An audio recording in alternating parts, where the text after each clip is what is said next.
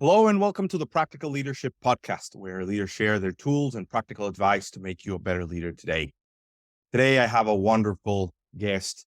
He is a young legend in the business world here in San Antonio. Karl is a current Vice President, Chief Financial Officer of Sourceability. It's a semiconductor supply chain service company.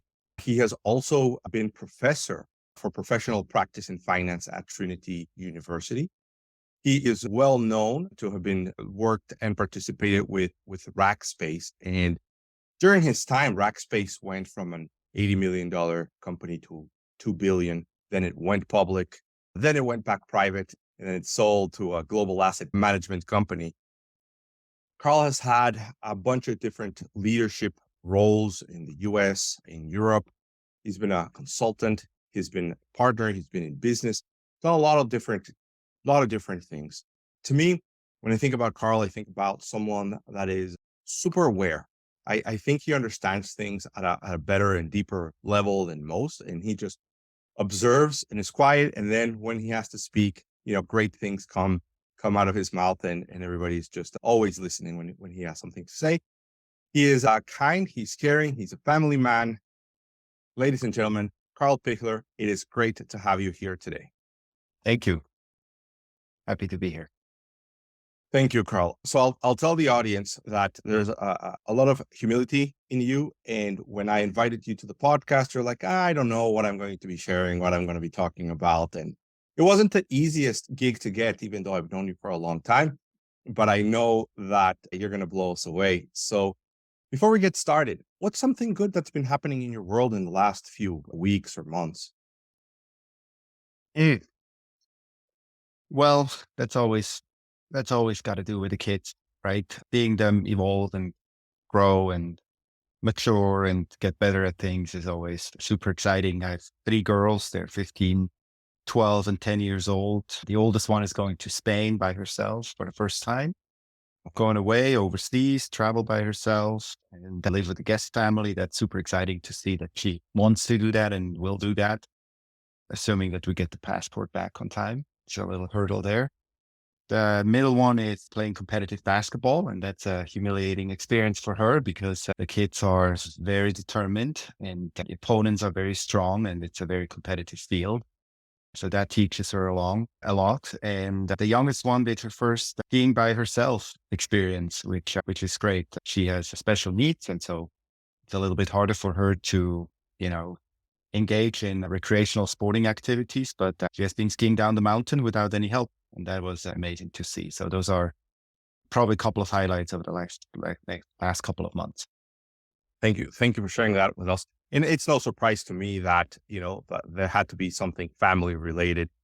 Let me ask you. So you're born in Switzerland. If I remember correctly, you have a sister. So I have three siblings, two brothers and one sister, much Yes, older yes. than me. And do you think that these like family values were they instilled in you as a family back in Switzerland? Do you think they evolved later?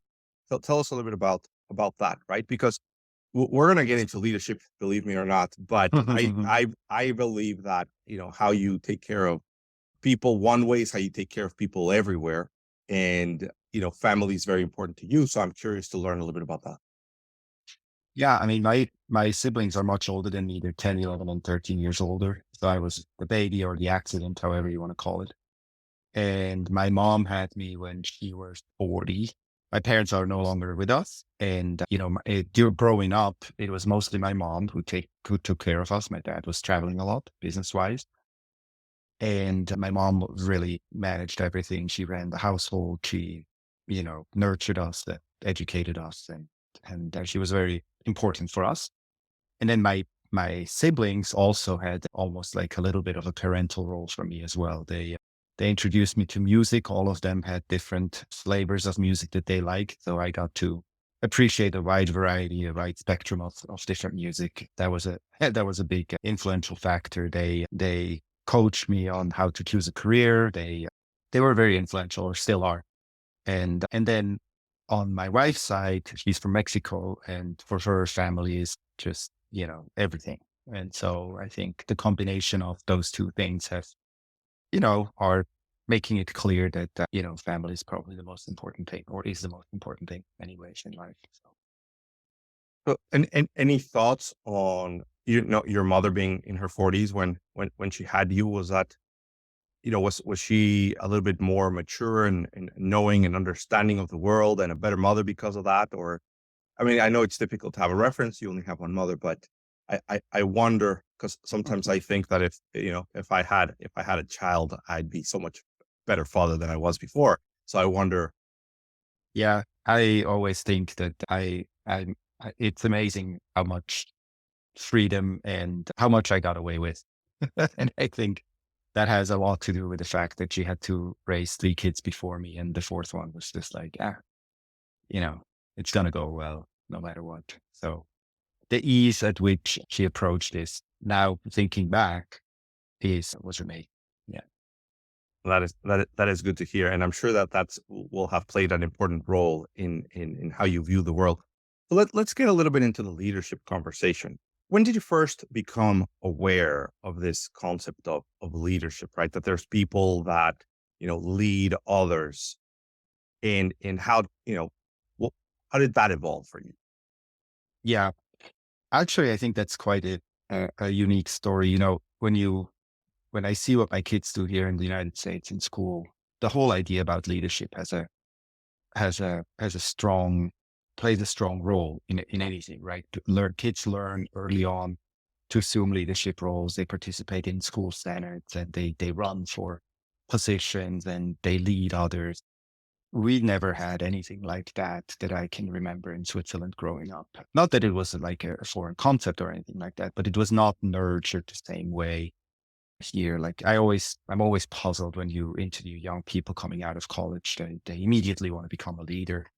And I always found it a little bit curious. But my path was a little, I think, interesting in the sense that I was a PhD dropout. I pursued a PhD in finance in Switzerland, had an unplanned opportunity to join a consulting firm in New York, which I did. So I dropped out of the program. That was in 2000. I joined a consulting firm in New York by the name of Stern Stewart, which was a little bit of a nerdy corporate finance shop, a little niche consulting firm. And I really, really enjoyed the job. I didn't so much enjoy the company, but the job was really great. And their mission was to take the best out of corporate finance theory and apply it to the real world. And to me, this was a perfect job, so to speak, because I'm always drawn to theory, but I think I'd like to say I'm pragmatic as well and really try to, figure out what is it that theory teaches us and how do we then best apply it to corporate settings. And so the company that had that as their mission was a perfect starting ground for me and let me live out my geek nerdiness about finance and all of these things. And I did that for about 5 years or so. And towards the end of my career there, I felt like I really don't want to do this anymore. I don't want to. If you grow up in consulting, you become sales person rather than a consultant. And I really love the consulting part of it, not the sales part of it. And so I started to look around and ultimately I ended up joining a client of mine by the name of Rackspace, which is also the company that got me to San Antonio. And it was a very unique company, very unique situation, very unique set of people. And they hired me, eventually they hired me as their VP of finance. But in that process, I got to interview with Gallup. Gallup has a interview service that you can hire and they do professional interviews. They have people that do nothing but interview other people. And they do that to basically assess, amongst other things, leadership qualities and leadership skills. And in the process of getting hired by Rackspace, I had to do one of those Gallup interviews. And it was an absolute disaster. The first question that they asked me is, why do you want to become a leader? And it was a telephone interview. I was in New York, they were wherever. And I never thought about that question. Never thought about that question. And obviously had a terrible answer. I don't even know what I answered, but it was like, in my thought, it's like, well, I don't want to be a leader. I just want to work at Rackspace. But I knew that that wouldn't fly very well. So I probably made up something that was not very thoughtful. And anyways, long story short, Gallup called back the CEO of the company and said that I should not get hired. I have no leadership qualities. I have no leadership potential. And again, long story short, they still hired me and I became head of finance as planned. And I realized that I have a lot of work to do. So I had read, at that point, I've read every finance book ever written, and I have never read or ever thought about leadership ever in my life. And that interview and then subsequent conversations about it with the leadership of Rackspace, I made it very clear that my role is going to change significantly, right? From being a subject matter expert to being a corporate leader and to have leadership roles and responsibilities that I personally have never thought about. And so that interview was a great wake up call very early on, which is great, not 2 months into the job, but like, a month before I started the job. And so I was fortunate enough to be in a company or to go to a company that where leadership was very important and it was laid out exemplary by the top leaders of the company. We were going about it very thoughtfully, and I'm happy to share some of these frameworks and tools that we've used. And it certainly helped me a lot to copy some of those role models, to thinking about those frameworks that we've used, and they certainly helped me develop into my position, I guess, over the years. And not to brag, but I think that the tools really helped. So I was assessed again later on with this Gallup framework Q12, which I'm happy to talk about because I think that's a very useful tool. And after like 2 years, my team was ranked in the top 10 of the entire global Gallup database in terms of employee engagement and not happiness and satisfaction. Those are really not good terms, but employee engagement. So it Huh. worked.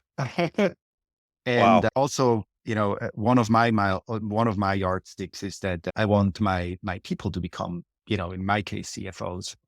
And so all of my direct reports I had at Rackspace are now CFOs in other companies. And that's probably the thing about kids and seeing them succeed when you grow up. If you talk about your team and see them succeed when they grow up, that's the biggest accomplishment that I can name for myself, I guess. Wow. Wow, Carl. Really, really appreciate you sharing that story.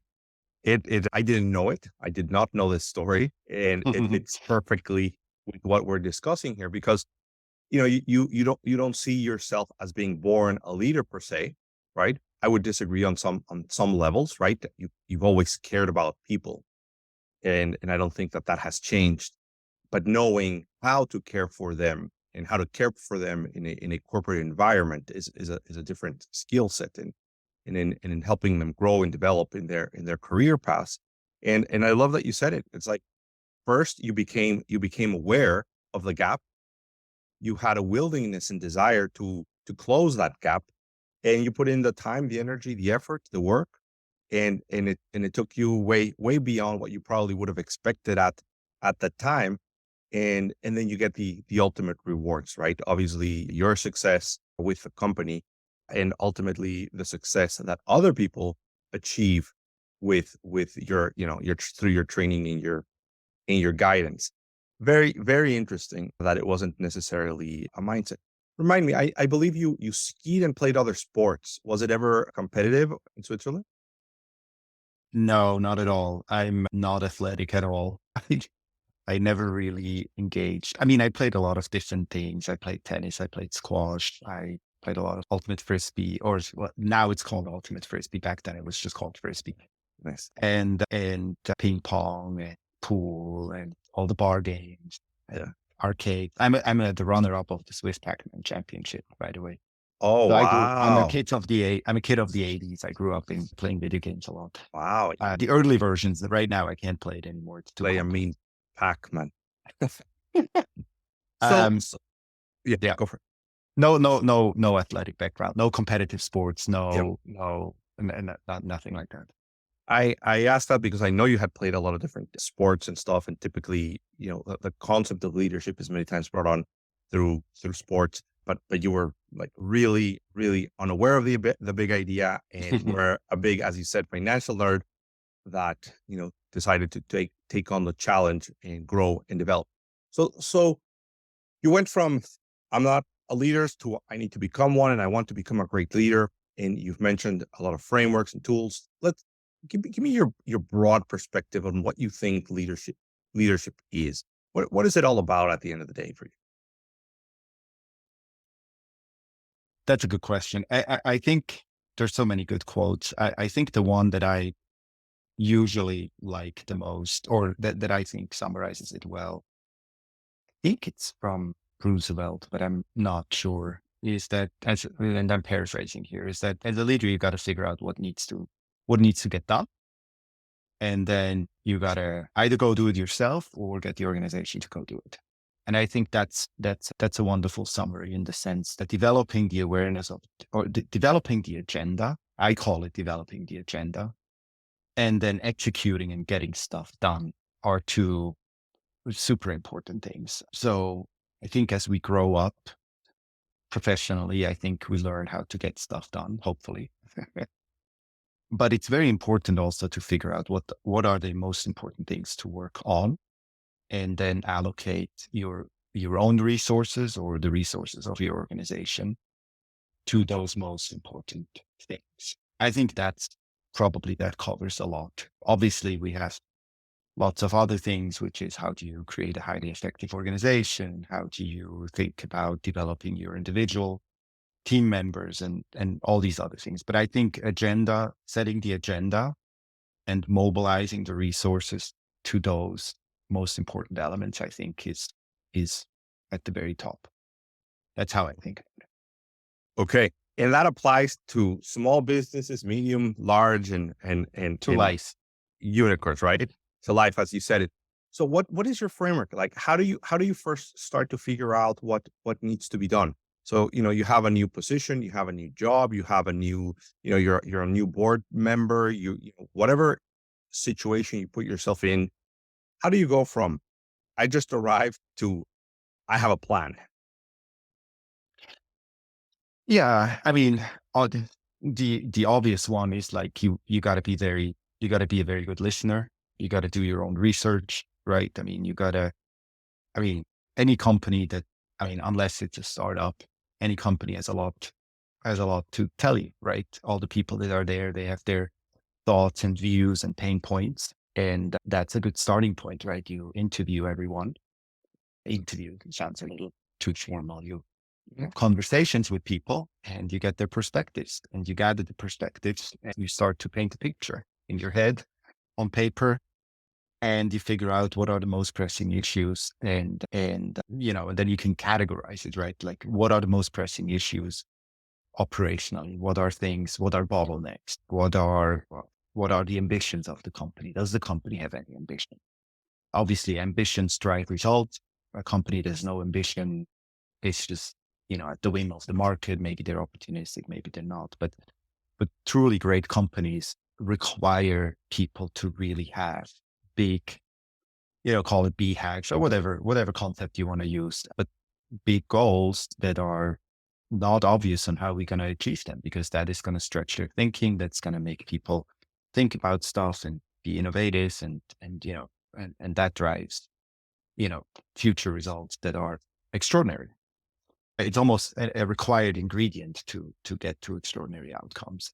And so, it's a couple of things. It's like, well, do we have the right management tools? Do we have the right frameworks in mind? Do we know what the opportunity is? Do we think big enough? Do we understand where the bottlenecks are? Do we actively work on removing them? Do we have a framework that attracts and retains great people? Do we have a way to let them grow? And so you have all these different pointers that you can gather information around and then categorize it, and then build a good agenda around process and goals and frameworks and leadership, for the lack of a better term. And depending on what you find, you will create a different agenda, obviously. As you know, I'm a framework guy, right?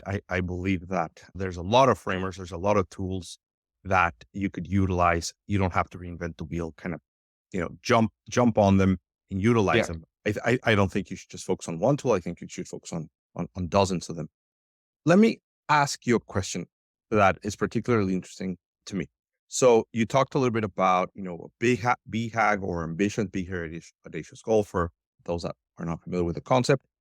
But having a very, very big ambition, I really believe in that. You have to have an ambition. It generates a lot of energy. And what I see a lot is that it, it doesn't take too much to build a big ambition or to be able to kind of create some sort of a vision, but people tend to get stuck on the how. And you said something I think is magical is if if you don't have a vision that's big enough that you don't know how you're going to achieve it, it's probably not big enough.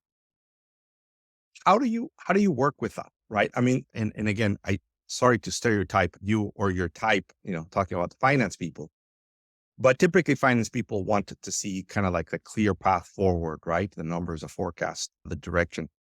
How do you work with this idea of we've got a dream or an idea that's bigger than we know how to achieve it, and yet we need to have some level of certainty that we can actually accomplish it? What's your approach to something like that? I wouldn't necessarily say the second part is a necessity from the get go. The high likelihood of being able to achieve it, I think, is something that needs to be developed, or the conviction around it needs to be developed. Again, I think if you create a goal that you have a high likelihood of achieving it, it's probably not very ambitious.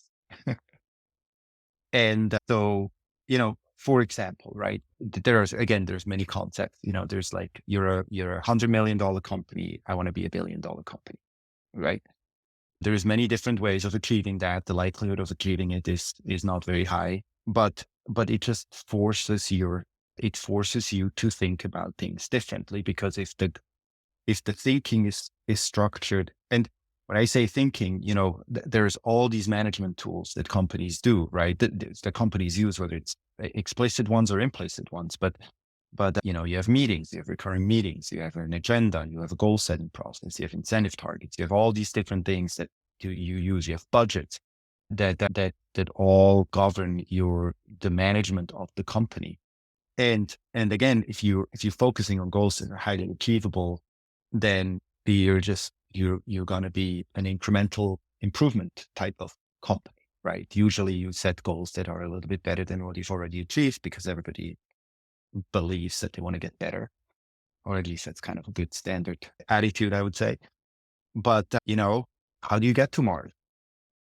And there's Elon Musk. Is a very controversial man, and for good reasons. I think he's the most important entrepreneur of our lifetime, because he sets these goals that are just crazy, right? And when he started the car company, it was just crazy. You're going to fail, and it's not going to work, and just something simple like the supercharging network, right? Which is like, well, why were electric cars so difficult to pull off in the old days? It's like, well, because you can't charge them, right? So in order for your cars to actually become mainstream, you not only have to build the cars, you also have to build the supercharger network.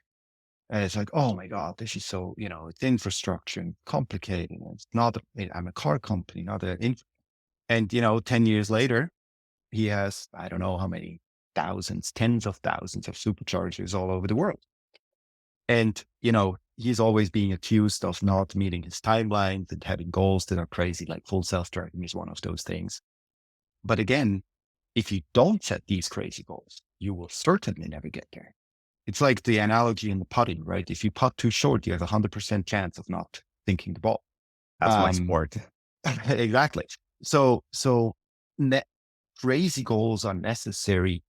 There's this other saying that, reach for the stars and you land on the moon, kind of a thing. It's like, unless you set goals that you're okay possibly not achieving, because they are so crazy. Yeah. It's not really stretching your thinking. And again, everybody can work on incremental improvements. That's not that hard. But if you think about, how do I drastically improve the performance of the company, or the size of the company, or the value of the company, whatever your objective function is that you're thinking about, you got to think about things differently. And I think that setting an outrageous goal that's not obviously achievable forces that. Thank you. So this takes me to the leadership and the people side question. So do you think that you need a certain type of personality, style, mindset to go along with that and work with that, or you could convert someone to believe in it and think about it? Because I come into companies and I see people that are, somewhat happy with the status quo to totally happy and complacent with the status quo. And I have some that like to dream a little bit bigger and some that are very comfortable dreaming big. But ultimately, you've got to move the whole organization into that mindset. And then a lot of cool things happen along the way, some good, some not so good for some people. But what is your take on that? In terms of, yeah, Do you, well, or yeah. Do you have to hire for people that have big visions? Happy. I mean, you have to hire for people that are going to be like, okay, well, leadership wants this. I can do this. Take that's, someone that is good at what they do. They don't quite have a great vision, but you can kind of bring them along and get them to see a future that is again 10x better. yeah, I think, you know, there's obviously a variety of personalities and way that people think about these questions always present in a company, right? So if people that are, again, as you say, they're happy with the status quo, people that are dreamers and not doers, that doesn't help either, right? I would say there is a time and a place for these things. And then there's always also the daily operations of the business, right? So, you know, when companies go public, there's always this debate about, whether you manage the company for the 90-day shot clock and how do you prevent the company from getting onto the quarterly treadmill with the result. And Wall Street is so short-minded and short-sighted, and so the company becomes short-sighted and all of that. And the reality is you have to be thoughtful about the short term and the long term, right? So you can't ignore the short term and you cannot ignore the long term. So you gotta work on both. And so I think there's a room for both. And there's people that naturally will cling to one or will be better at the continuous improvement type work. And then there are people better that are, let's think about our business differently and what needs to happen for us to, you know, again, become much bigger, more profitable, more valuable, whatever it is that we want to focus on.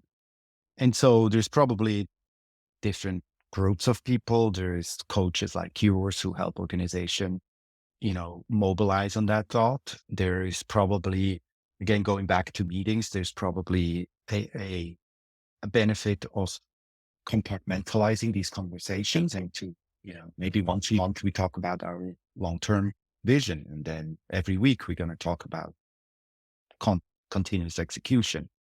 And we're not going to talk about all these things at all time and intermingle the whole things, right? Because they're different thought exercises. They're completely different topics, maybe with a different group of people that naturally, you know, can contribute and wants to be part of those conversations. So it's not like, it's not that everybody is good at that. And people that are not good at that are, they should, you should work on things that you're good at and not trying to just be part of something because you think it's important.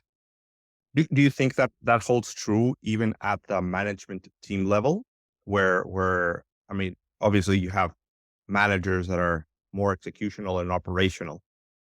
You need. I mean, what I'm understanding is you're saying it takes all types to make it work, and it takes all types at all levels. So it is okay if somebody is not necessarily thrilled about going to Mars, as long as they're working on the on the next rocket that needs to be fired. That's exactly right. And I think, when leadership teams have a good culture, so to speak, I think it's totally fine. I think if you have people that say, you know, you go do your dreaming exercise, I make sure that the current business is running well, right? And that's totally fine because I think you need both. And I think they're not mutually exclusive, but they're somewhat, parallel exercises if you want. And it's totally fine for some people to engage and other people to not engage. If you don't have much to contribute, then maybe don't. That's okay. I'll add something to that. So our audience is also aware of this. So yes, it takes all types, and it requires people to be aware of their type. And I think that one of the things that Rackspace, I don't know what they're doing currently, but they use strength finders, a Gallup company. So everybody knew their strengths, their weaknesses, their style, their approach to things. So you could know that, you're in front of a dreamer. So don't get in their way of dreaming. Let them do their thing. That's why they are there. And everybody knows that they are there to be the dreamer type, right? Or the other type, right? And again, this is not a Gallup speak at all. They would kill me if I called it that. But if you are the worker bee type, then that's excellent. And then everybody knows that, let's give you a task and you're going to get it done. And that's what you enjoy doing. So there's a component of you need all types, but you also need that awareness of the types, because you have to have a level of acceptance about the people surrounding you and in what they are good at and what their styles are. How key do you think that was for, Rackspace success? Incredibly important. I think strength is one of those things that I point everybody to. I again, when I started get involved or work with Rackspace, they immediately had me take the strength finder on day one. Like, and first interact, oh, you got to take the strength finder, and I took it, and I have, again, this is not a Gallup commercial, but probably comes across as such. I had never seen a better articulation about my personality than what I read about when I read my top five. And the basic idea, I think, for the audience here is that the the basic idea of Strength Finder is that you capitalize and double down and triple down on what you're good at, and you're not trying to fix weaknesses. Okay. And that's a very fundamental thought, which is that, we all have weaknesses, and you should, fix your weaknesses. It's completely no, you should not fix your weaknesses. Make sure that your weaknesses don't get you fired. That's important. So there's a little bit of awareness there too. But StrengthsFinder has identified 34 different, what they call strength or themes of personality traits, however you want to explain it. And when you take the test, the normal test, it only gives you the top five. It doesn't actually give you all 34 in sequence. So you don't even know what your bottom ones are. You can get a more elaborate test that ranks all the 34s, and so you can actually figure out. But the whole basic idea is it gives you your top five. And your top five things are the things that really define you in the way that you work, influence other, work with other, think. And in my case, it was incredibly on point. I have my wives take it. I have my friends take it. I have everybody take it, really. And I should get a commission, I think. But I think I'm going to have people take it now in my new company. Trinity has all the first year students take it. That's cool. And it's just a very good tool of making yourself aware about who you are and how you think and how you work with others. And so in terms of self-awareness, it's great. But as you rightfully point out, we were celebrating the individual at Rackspace to an extent, and that was the way to do it, right? We had our top five strengths were on the back of the badge. Our top five strengths were on the name tag on the desk, and you could immediately. I mean, it's not like you categorize people and you see the badge and you're that type of guy, but it helps you very quickly to understand and relate and work with people. One of the things that really I think was difficult for me from a leadership perspective is one of my top five is restorative, and restorative people are people that are drawn to problems. They're fixers.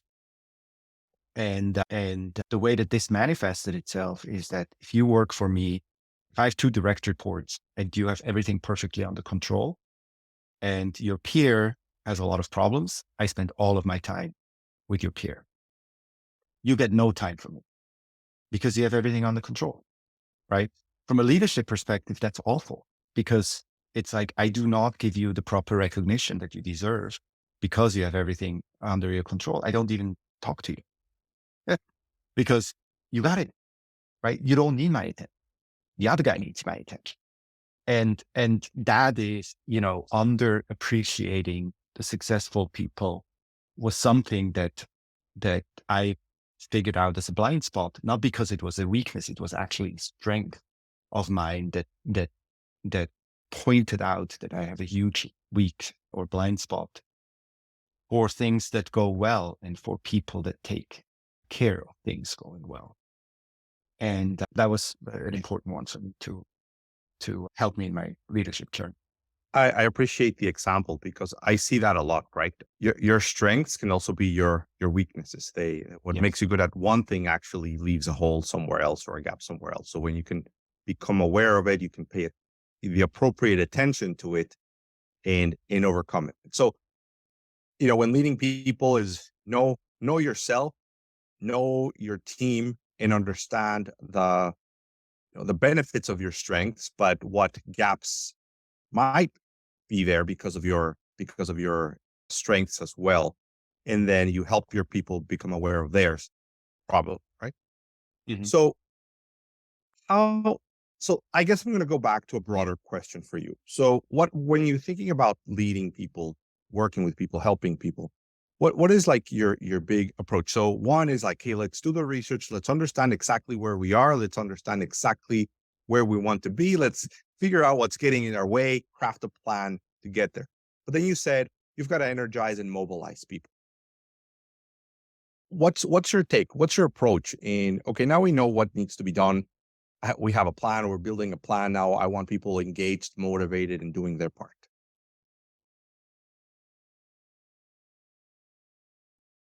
Yeah. How do you engage, motivate people? I think a lot of that. By the way, that pause audience is not because he doesn't have a good answer. It's because he has too many ideas at the same time in his head. He's trying to sort through them. I don't know about that. So I guess there's a couple of things. Okay. So one is if you find an organization, if you join an organization and you do a little research about, what's going on and what needs to be done, you very quickly figure out what kind of culture the company has. And usually that leads to different degrees of engagement, of energy, of self-drive, etc. So if you find an organization where everybody's just like going to work, not being excited, not thinking about the business, then that's kind of not very engaging, and so people are not, they're not gonna be excited. So how do you get people excited? I think, especially in finance and accounting, which is kind of my little garden, there is a danger very quickly that you become a back office administrator, right? So good CFO, bad CFOs, right? Good CFOs, bad CFO. Bad CFOs are people, and not bad, but just black and white kind of distinction, are people that are running the back office, record the transactions, report the numbers, and that's it, right? But really, a good finance and accounting organization is really obviously has a bigger role to play in terms of, really helping the company to identify opportunities to get better, to drive the company to get better, to ask the right questions, to prompt the right conversations.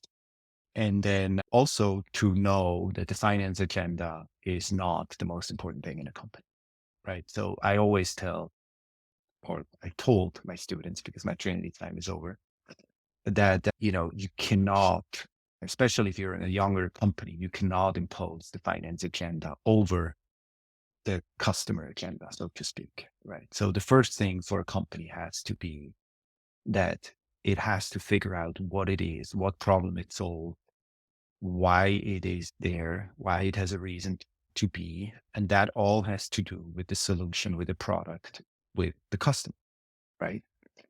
Specifically, how, when you are in a very successful growth phase, for example, when the company is growing very fast, to what extent do you want to drive profitability, for example, the age old debate that is held every management meeting. How do you trade off growth versus profit? Right. And usually growth costs money. So there's usually a direct inverse relationship between the two. And so you got to figure out kind of when is the time to drive for profitability and when is the time for driving growth, and what are the implications if you don't drive for profitability during your growth phase in terms of funding, and where's the limits and all of these other things, right? But my point here is a little bit that I think the way that you drive engagement is that you start encouraging and demanding from your team that they think about the business, and encourage them, meaning that, I want you to think about the business, and I want you to think about, hey, could we do things differently? And I want to empower you to suggest and think and then implement, things. So I think taking people out of this is your job and I need you to do this, to actually say, look, you're a part of the business and I want you to think and tell me what you think about the business, and start actively intellectually engaging with the place that you work at. I think that goes a very long way, because people are usually not asked to give their opinion unless they're high up in the organization, which is total bullshit, right? Everybody has. Now, it doesn't mean that every suggestion of everybody gets implemented, right? But just the mental engagement of people that they are asked and invited to to think about the business and to provide their views, I think goes a long way. That's I one thing. let me just make a comment on those two ideas. So I really believe it in mind space, right? Like where is your mind at? What are you thinking about? If work is just one thing that you do, then you might be present during the work time. But a lot of great ideas, breakthroughs, a lot of creativity happens when you're outside of work, when you love what you do and you care about it and your mind is working, consciously or subconsciously, and then you develop it. When you're not engaged, you only show up and do your job and then you move on, and you're missing out on a lot of the potential.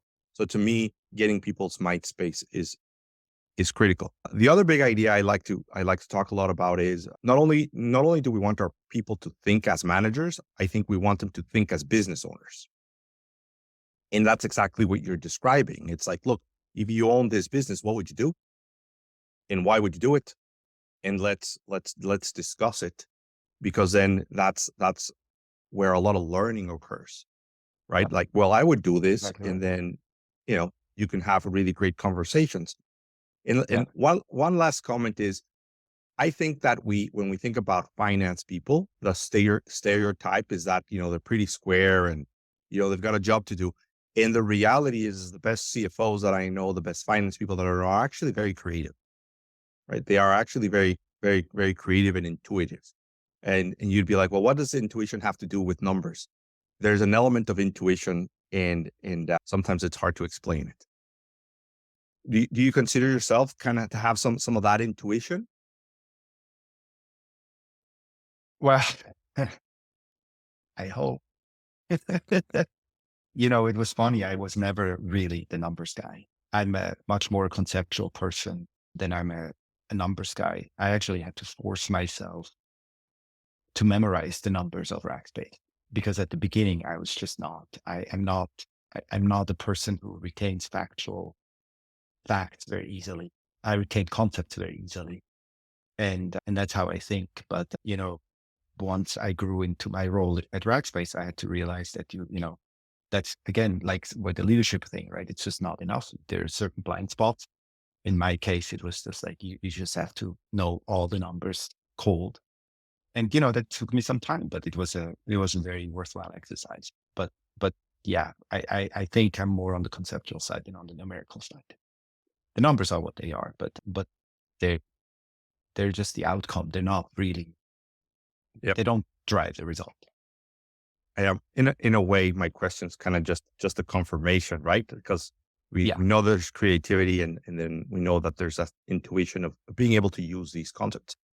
Karl, we've talked a lot about like different frameworks. You actually mentioned that there's a few that are like your go-to or that you really like. Do you want to talk a little bit about a couple like tools that have helped you when in terms of leadership, whether they are formal, informal, you know, a template that you use or just Yeah. conceptually?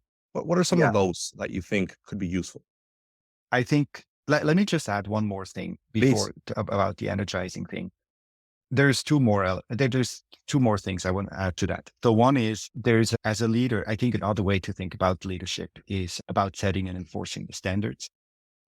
And that's another big part of what I consider my job to be, is that I set the standards, and the standards, in my view, have to be very high. And then I want people to engage and work on those standards. And my tit for tat is that I help you in any way I can fulfill your career objectives, right? Whether that is at Rackspace, it was a lot about what role are you going to play in our organization? What exposure do you get? Where do you want to work? We had a lot of people that went from the US to the UK to Asia. We had a lot of people who went from the UK to America. We had a lot. It was a very actively used tool for career development to allow people to move internationally. I did that myself. I think it has completely changed my life. And I think it has changed the life of many other people as well, if they get the cultural and professional experience of working somewhere else. So, but setting or defining the standards, and then make sure that people work towards it is an important part. I also think when you have people engage on the business, and as you said, to have them think like the owner, it takes a lot of the bickering away, because in a lot of companies that have bad cultures, people always bitch about their bosses, right? And it's like, oh, he's done this and she's done that, and how terrible and what a bad decision. And just ask them, how would you, if you were Mark Zuckerberg, how would you solve the problem that they had with, election manipulation? And he didn't wake up one morning and said, "Hey, I'm gonna build a platform that is going to be used to influence political outcomes." And so those are very, very hard problems to think about, and even more importantly, to solve, or to not even to solve, to just deal with. And inviting somebody to put themselves into those shoes creates a lot of appreciation for the challenges that you have on a business. And I think it's very easy for the person further below to basically just, criticize and create, a dysfunctional environment.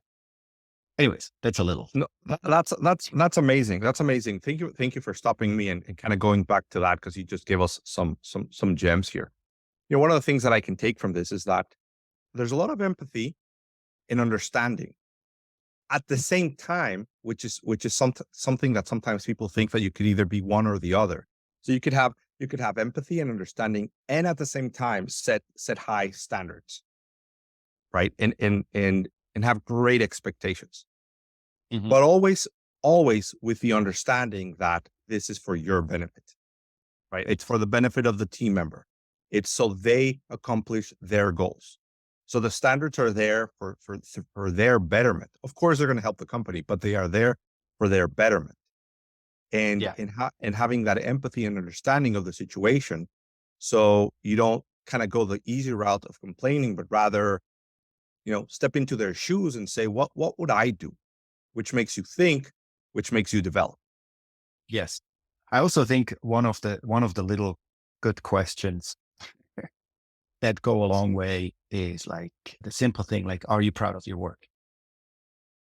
Right. And if the answer is yes versus the answer is no, that tells you a lot of things, right? And I once read that, what makes you happy, and there's obviously thousands of books that have been written about what makes you happy. But one thing that I read that makes you happy is earned success. And earned success being, both successful, but having had something to do with it. Because if you just win the lottery, we all know that doesn't make you very happy, right? But if you work hard and it leads to success, that accomplishment generates positive feelings, I think. And a lot of it has to do with work hard, right? I have a lot of guest speakers at at the university, and we always ask, what's the advice? What's the advice? And the students, they complain about the fact that most people say, well, they just tell us to work hard because, 8 out of 10 people that have accomplished careers, they tell the students, you got to work hard. So the students are like, oh, again, again, again.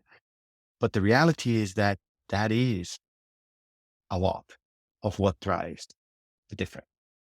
And yes, maybe some people are successful by not working hard, but the world is very competitive. If you don't apply yourself, if you don't aim for very high standards, you're not doing work that you're proud of yourself, because that's your own internal, assessment mechanism. Is like, did I produce something that I'm proud of? And if I can say I'm proud of it, then it's probably good.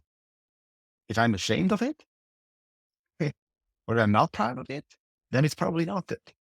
Right? Because the person above me probably has naturally higher standards because they're more advanced or they're older or they've seen more things. And so especially if I'm at the beginning of the career, I need to figure out what those standards are. And being proud of my work is a good continuous little yardstick that you can use. And if you deliver bad work, and or if you deliver what you think is good work, and that's an important difference, I think. Okay, so I'm gonna just open a little parenthesis, and I want to see if we can demystify what hard work is. So when you think about hard work, you've got these guests, they're talking about hard work, hard work, hard work. What exactly do you think hard work is, and what isn't it? Right? What is hard work not? What are your thoughts on Well, that? it's not hours. It's not FaceTime. It's not being in the office for being in the office. To me, it's really about, I mean, to a certain extent, it is hours because, if you do research, if you have to do research as part of your project, let's say, research is highly correlated to the amount of time that you put towards it. If you research a company for 1 hour and you write a report about the company, the quality of the product is just not as good as if you spend 10 hours, right? So there's a high correlation there. So what I mean with hours, or what I don't mean by hard work, is like, doesn't matter where you are. It doesn't matter whether you're in your office, whether you show your face. As you said before, which is very important, I think it's an important takeaway. If you're engaged about your business, you think about it all the time. And that doesn't mean that you don't have work-life balance and you're like a workaholic or anything like that, but you just constantly have thoughts about it. You go for a walk with your dog and suddenly you have an idea about the business, right? It's not like business thinking happens when you are at work and when you're not at work. And so the whole idea about FaceTime and especially in our times where everybody's virtual anyways, it doesn't really matter that much. I really think that, you have this other term that people use, you have to apply yourself. We all have talents. We all are very well educated. We all have intellectual strength, etc. And the question is, are you going to use it or not? And if you just put something on paper for the sake of putting something on paper, you don't apply yourself, you're not thinking about it, you don't use the information that you have available to you. That's what I mean with doing good work or hard work, which is like, well, go research things and figure out what the situation actually is. And then critically think about all the things they tell you in school, right? Yeah. Do the research, use critical thinking. What does critical thinking mean? Right? It means that you actually think about what you read and how it all fits together, whether it's contradictory. If it is contradictory, how do you resolve the contradiction? Right? Or if you cannot resolve it, put it on paper and lay it out as such. And it's just like applying yourself, seeing that somebody really put thought into the matter and put those and was able to articulate those thoughts. All of that is hard work because it's very easy to just write something down. It's very hard to actually writing is very hard. And because it forces you to really be clear about your thinking. And if you don't work hard on it, it becomes very obvious because your writing is poor. I I don't know think if that makes any sense, but I I love it. I love it. And I'll kind of give you my spin on it as well, which is I think that many times when people hear hard work, they imagine suffering. right? And I think that hard work is like, well, I got to suffer to be successful. And I don't think it's about suffering, but there is some suffering if you let it be like that when you have to grow outside your comfort zone. Because as you said, our brains actually don't want us to think, right? It consumes a lot of energy. Mhm. It goes against survival, the instincts. So you're actually telling people go and consume all this brain energy, right? Which is a lot of your energy to think, which is difficult because you have to solve things, troubleshoot, work around issues that you're not comfortable with. And that's actually where growth happens, and that's where the quality of the work comes in.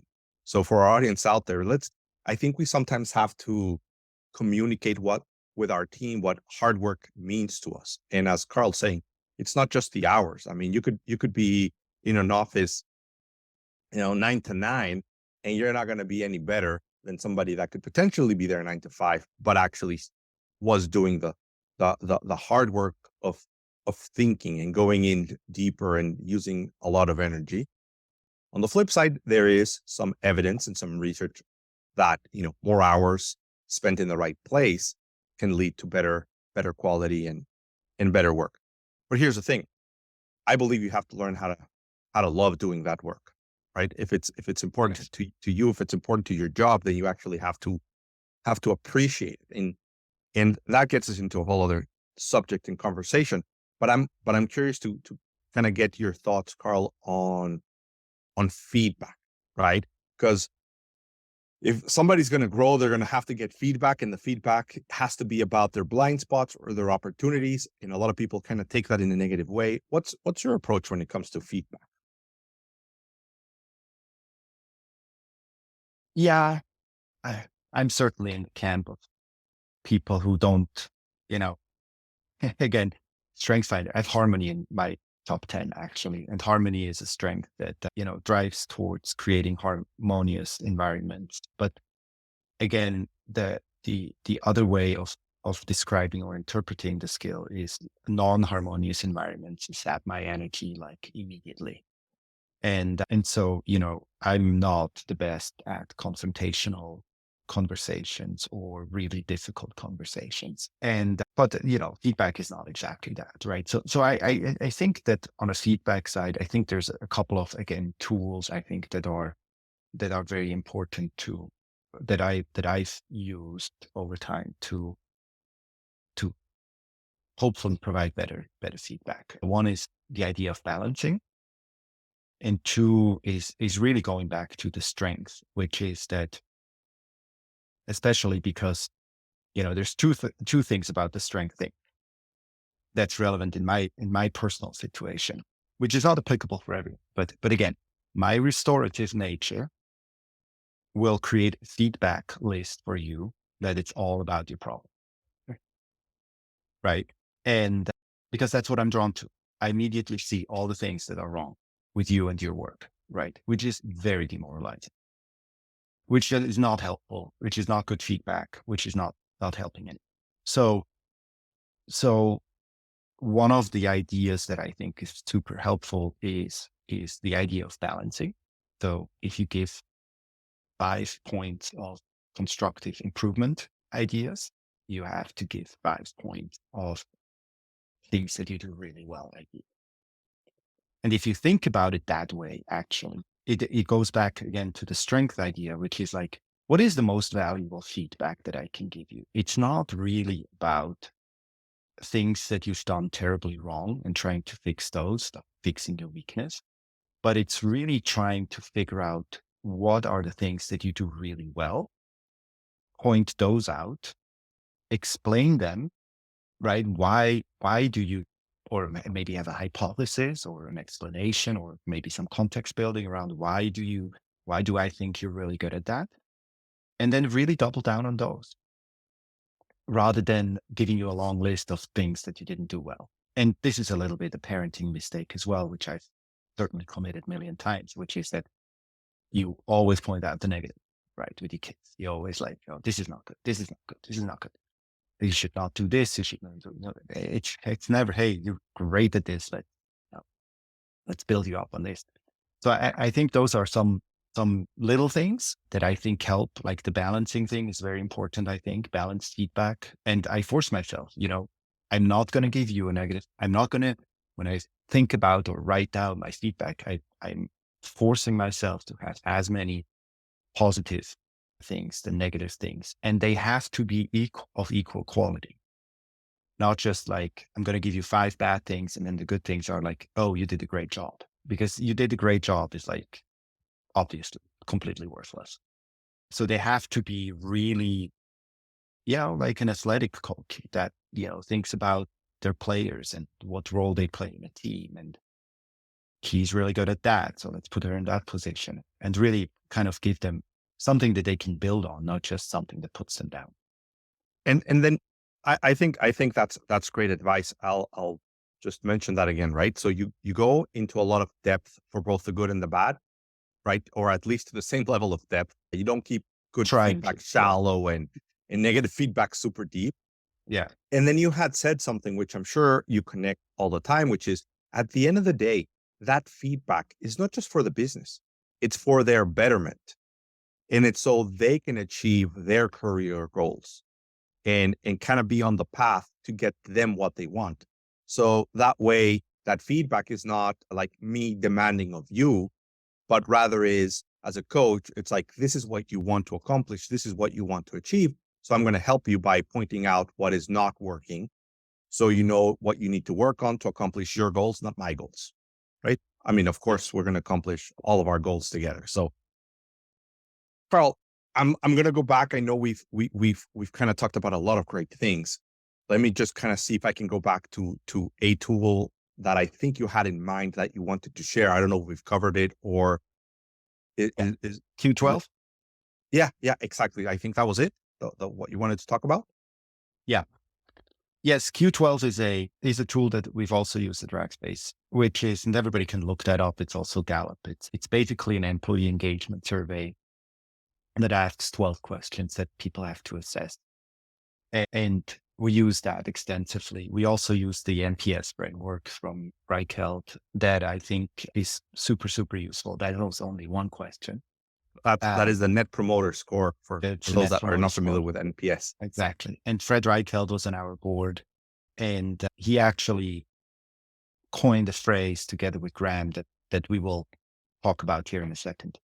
That came in very, very at the end of my Rackspace tenure. So it wasn't really a tool that I was using, but it was a very insightful, I think, summary of all of this. Anyways, in a minute, Q12 is again is an engagement survey, and it really, if you basically say that I'm aiming to create a functional organization where people can do their best work and where people grow and thereby also contribute to the company, then these 12 questions are really covering a lot of ground. And it's very hard to do well on these 12 questions. It's hard work, right? There are questions like, for example, at work, I get the chance to do what I'm really good at, right? Think about that. You need to create an environment for your organization where everybody can genuinely, continuously say that I get to do what I'm good at every day at work. Think about the implications of what that means on how you build a team and the work, how you divide the work, how you let people, opt into things that they work on, how you get everything done that needs to get done. I mean, there's a lot of things. There's a very controversial question, which is, I have a best friend at work, which people always complain about because, I don't want to have a friend at work. I have my friends outside of work. But it's very powerful if your work relationship expand into true friendships. It's very powerful. And companies where you have that, Gallup would say, they've researched it, tends to show that these companies perform better. You have, I don't remember all the questions. I haven't used the system in a while, but the point is there are 12 questions and it's very broad in the sense that it covers a lot of things. And so you have to be very deliberate and very careful on how you build and run your organization. Again, in order to score high on these. And it's not about scoring high on these. It is that they have identified a lot of things that really matter and collectively drive a lot of performance. And I think thinking about these individually and collectively, again, this is the hard work, right? Is giving you at least a framework and a lot of pointers on how you can think about building and leading organizations. I love the subject of engagement versus happiness. We're not going to have time to get into it, Yeah. but I really appreciate that idea. And I think you guys really, I mean, you guys meaning at Rackspace and the work that you've done really helped make it very obvious to a lot of people that happiness is good, right? For you to be happy at work. It might want you, you know, you'll stay around maybe for longer, but engagement is directly impacting the quality of your work and the quality of the collective work of those around you. So, it's like a few levels above just happiness. And that's where there's the huge win-win upsides for the organization as well, with engagement versus just happiness or satisfaction. Yes, absolutely. Satisfaction. That's also why NPS is so good, because NPS doesn't ask you whether you're a satisfied customer. It asks you whether you would recommend the product or the service to a friend or family or a colleague. And this is so much more comprehensive, because if you're happy or not, there are a million reasons why you're happy or not with some sort of product feature or product experience. But in order for you to be able to put your reputation on the line for somebody else's product is so much more. And it is so all encompassing that makes it such a powerful tool. And I think every company should aim for that. And, all your customers should be raving about you and your product. And if not, then you want to understand why, because that's the desirable outcome, I think. But I want to go back to that one quote. I think that's great. So we have a big banner, or we had, Oh, yeah. or I don't know, maybe they still have it, a big I, banner at the Rackspace. I use it all the time. I Yeah, believe it encompasses so much. So tell us from where exactly. it came from. So Graham and Fred Reichheld, which I mentioned before, who's the NPS inventor, they were on a phone call and they were chatting with each other. And then, Graham, it's attributed to Graham, but also Graham attributed it to Fred. So I don't know who came up with it. They came up with it together, and they both thought about these things. But they basically came up with this quote about what is it really that people want and at work, right? And they came up with this thing, which I think is very powerful. They said that everybody wants to be a valued member on a winning team with an inspiring mission. Okay, so there's three elements really only. You have to be valued, appreciated. It's very hard for you to do good work if you're not wanted, if you're not welcome, if you're not integrated, if you're not, shown that we care about what you think and what you do. Always losing stocks, right?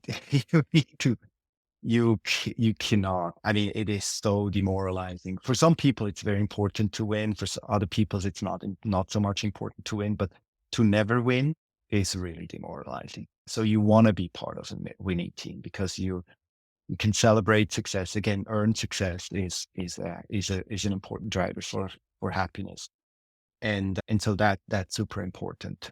And then, which is also, there's also then a leadership element in that, in how do you define winning and what is winning and what is not winning. And maybe if you have two crazy goals and you're only landing on the moon instead of on the stars, people would see it as losing. But I think that, anyways, that's that. And then you want to work on something that matters to you in the grand scheme of things, right? I can do my job in a bank, and that wouldn't score high on the mission scale, right? I can work at the school, which mission is off the charts. And so obviously throughout your career, you will have different degrees of, attainment on these three scales. If you think back about your jobs, but it's probably true that that you're the most engaged and the most productive and the most happy, for the lack of a better word, if you score on these three things high. And if you think back through your career, and if you think where you scored high on these three things, those are probably jobs that you look back with a lot of positive sentiment. Wow. Wow. We could probably go on for a few more hours, but I know you don't have so much time. So this is a part of the podcast where I tried to do a little bit of a summary. So I'm going to try Okay. to summarize some of the key points. At the end of that, Karl, I'm gonna ask to see what did I miss, not just from the summary, but if there's something else you'd like to share with the audience that we you haven't had a chance to share, or that I didn't cover in the summary. Please please make sure that you help me out with that. So let's see. Where do I start? Now I can't read anymore. Now I have to lift my glasses. I'm starting to get a little bit old. So I think that you said a little bit that when I think you notice a difference between kind of maybe the current world and where you were born. That right now there's a lot of emphasis on leadership positions, even early on in people's development. You were talking about your daughter and leadership. What I really appreciated also was the idea that you like to learn the theory, but be pragmatic about it. Like, you've got to convert what you're learning in the books per se, in the theory, and apply it.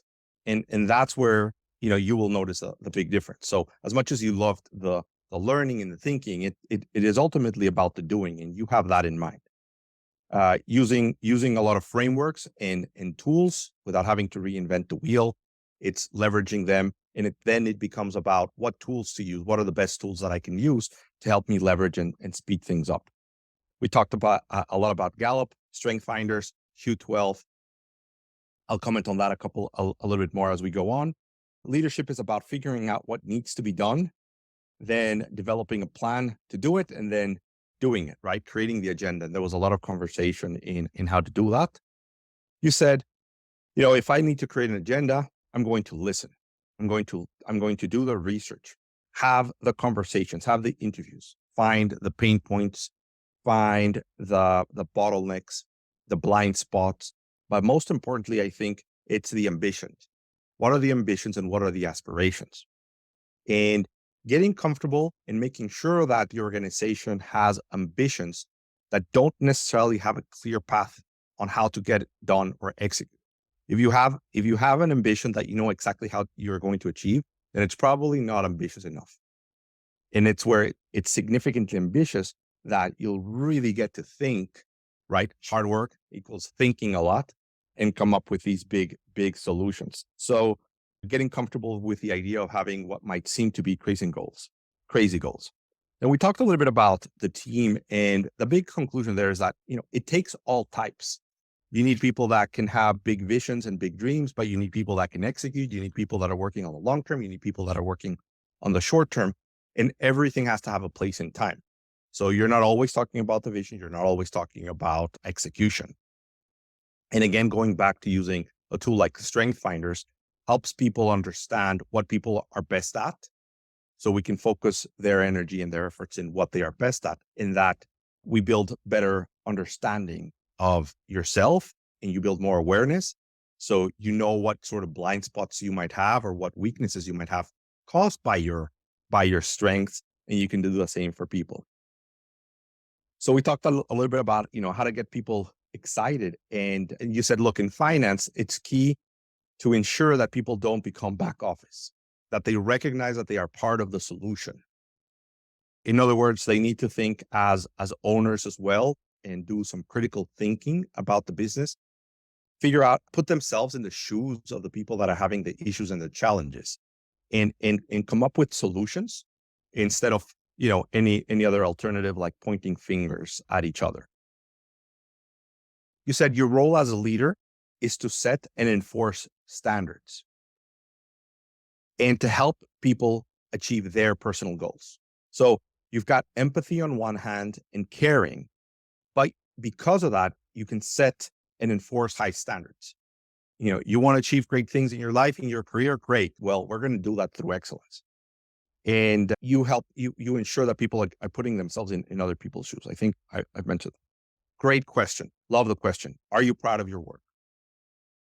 And there's a high correlation between people that, when people say, yes, I'm proud of my work, and the quality that you would expect from that versus when people are not necessarily proud of the work that they did.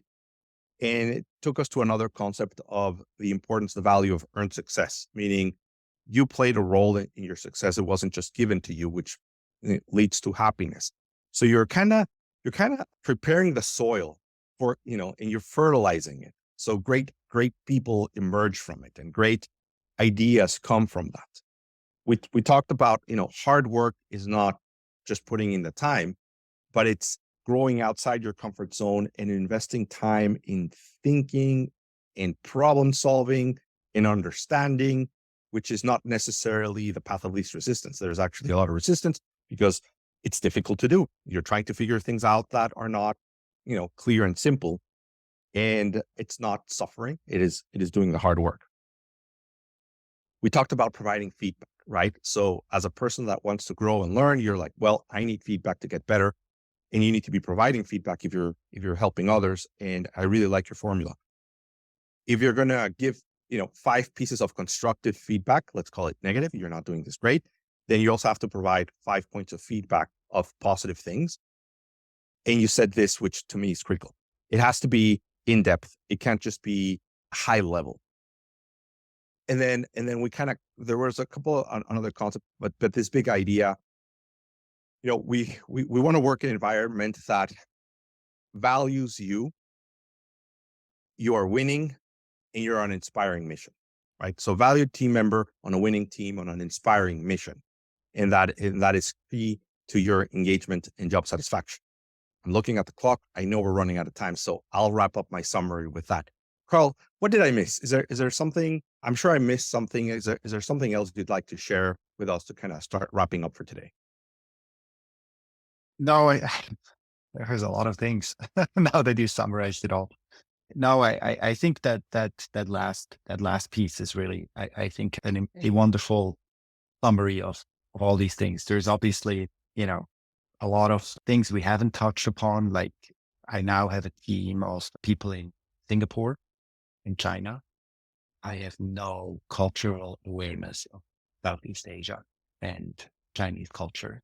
So I have a lot of respect for what I don't know on how to interact and deal and lead, for the lack of a better term, individuals in a completely different culture. So we haven't touched upon that at all, but cultural differences are obviously huge and cannot be glossed over or cannot be ignored. What works in the US doesn't work everywhere. We know that, but what works is an unknown for me at even simple things like interviewing somebody. How do you interview somebody from a completely different culture?